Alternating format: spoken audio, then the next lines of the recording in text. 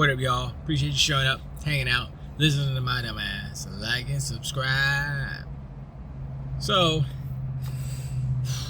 wanted to talk about the donkey unicorns and the ponies. You know, they're always trying to win, trying to catch a W when they steady catching those. And some people in my comments kind of clued me in on the this one person in the comments said the brother has a PS5, they got an Xbox, they played what game was it? It wasn't Hi-Fi Rush, it was the other game.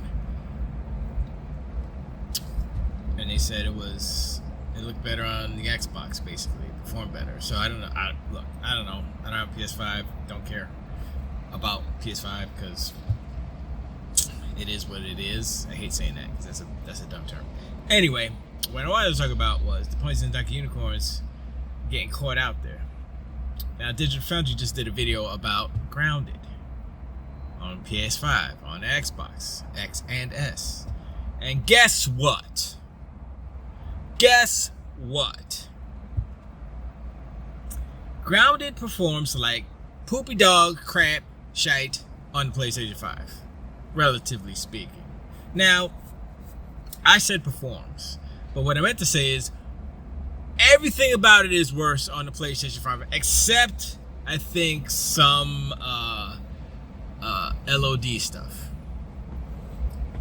And it's like some pebbles or something. It's like minuscule things, right? And I think that's because the resolution is so low. So the resolution range, check this out. The resolution range for the PlayStation 5, it performs better than the Xbox. Not today, buddy. Is 1080p to 1215p. That's the range of the resolutions on the PlayStation 5. How the hell? See, that's the thing, man. A lot of the times when they do these comparisons, I don't ever hear them talk about resolution or anything. They say, it's the same, whatever. But I'm kind of skeptical. This time they said, this is what the resolution is. This is what I got from it. So that's PlayStation 5. 1080p to 1215p. Now, the Xbox Series X version, we're not going to talk about the S because we know the S is not, I think it's 1080p, but it has the best frame rate out of all of them, actually, by just a little margin because the X is right there. But anyway, the Xbox Series X was at, I want to say 15, what was it? It was 12 something, no, it was, what was it? I think it was 15 something P to 4K or something. I can't remember what it was. But it's definitely way higher than that PlayStation. So you have that. Xbox wins on resolution. Period. And you could tell, you see the side by side, PlayStation 5 looks muddy as hell. I'm like, that looked like the Switch. Okay, the Switch looks really bad. But I'm just saying, it looked kind of bad. Anyway, let's talk about performance. Frame rate. Now look, if your resolution is hot trash garbage, your frame should be all the way up, right? Because if you're sacrificing resolution and graphics, then the frame should be all good, right? Nope. Frames is horrible. Frames is so bad. He said it went down as low as 45 frames per second. I'm like, what the hell? How? I saw the graph. It was like this. It was like doing a wave. It's like boom. I'm like, yo, why? And then Xbox is like, and there's like a little 1 frame blip, like boop, hit it once, boop. I was like, that's what's up, Series X, baby. And the S was just straight 60 all the way. And so I'm looking at this, and I'm like,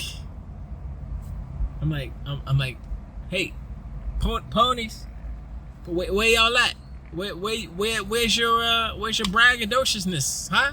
How come you're not talking about Grounded, huh? How come you're talking about the Grounded performing better on the PlayStation 5? Because it doesn't. You want to know why?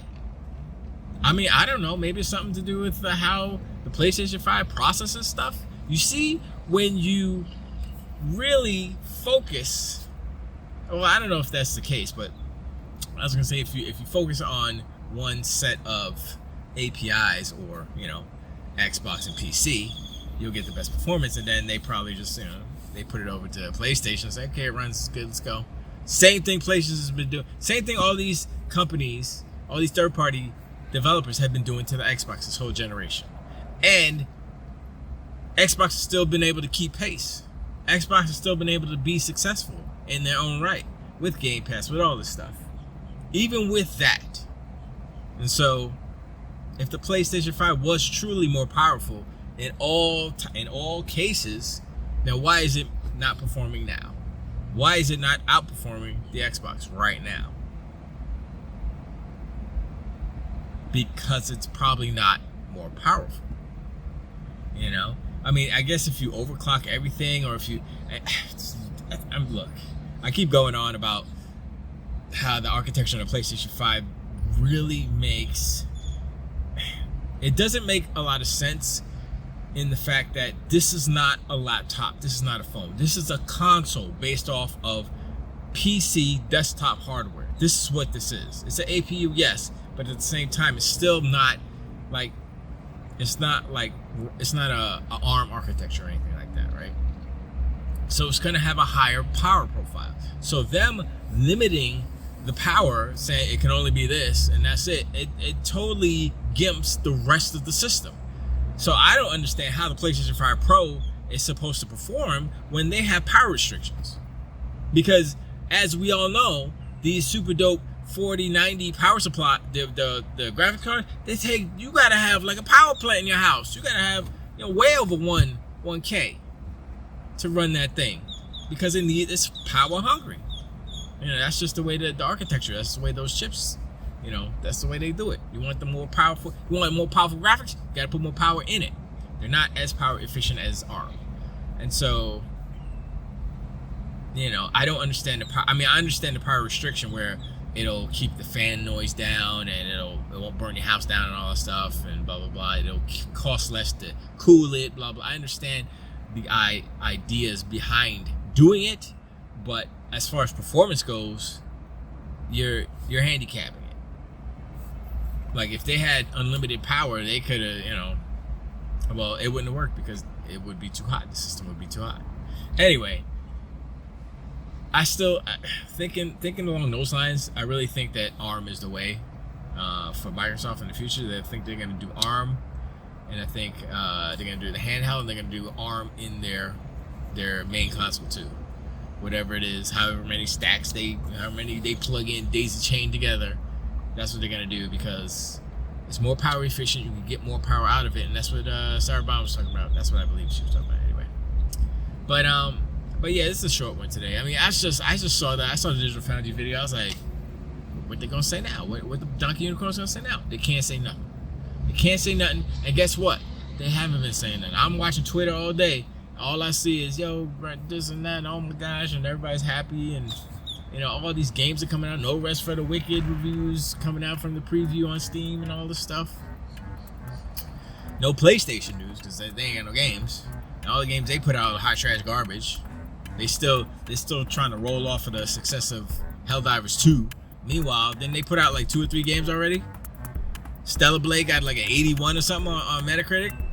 Lower than Starfield. I guess it's hot trash garbage then, right? I guess that sucks. That's almost a 70-something. So close. I wonder if Jim Sterling's going to go and give it a 0 or something. Knock that score down a little bit. Anyway. Appreciate y'all hanging on, man. Like and subscribe. Yeah, let me know in the comments below what you think about the Grounded. Working better on Xbox and PlayStation. I guess that narrative of PlayStation games, What crap game I got to say about that? What's his name? Tim Dog. You guys was a good guy. You kind of sound like that. It's over. Anyway, and I appreciate. I'll catch you on the next one.